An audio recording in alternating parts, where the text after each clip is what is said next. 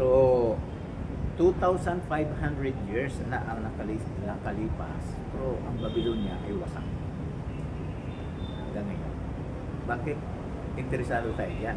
Kasi ganito ang inuhula ni Propeta Isaias sa Isaiah 13, 19 at 20. Ano yung inuhula?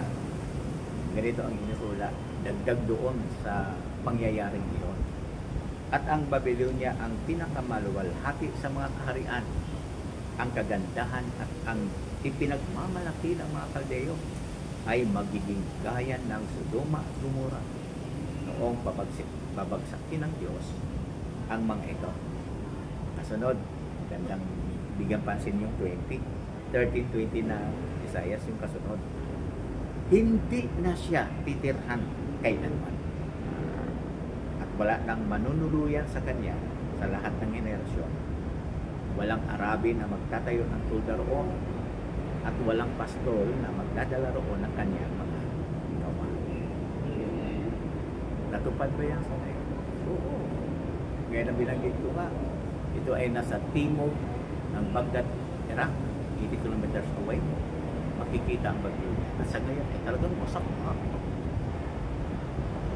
Alam mo, mayroong mga geodetic engineer ng Iraqi o pang mga bansa, gustong itayo uli ang Babylonia. So ano bang natuklasan? Imposibleng matayuan. Bakit? Kasi ang pinakailalim niya ay putik. Putik siya. Wala ang pundasyon, babagsak mismo ang building. Wala din pundasyon. Ano ang ipinakikita? Pinakikita nito na natutupad ang building. Okay? So maganda sa pag-isipang maigi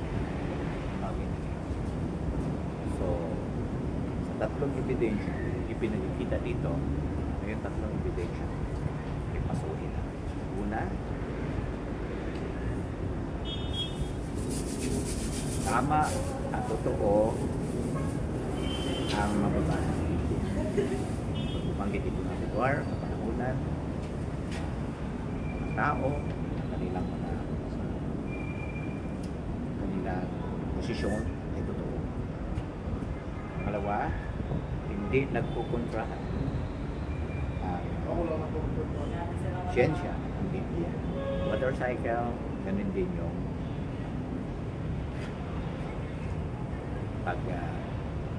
pagkakabitin ng mundo sa kalawakan at lahat. Yung binanggit na kulang ng Biblia may kaugnay sa Babylonia. Nakita natin, totoo, kapag kakatiwalaan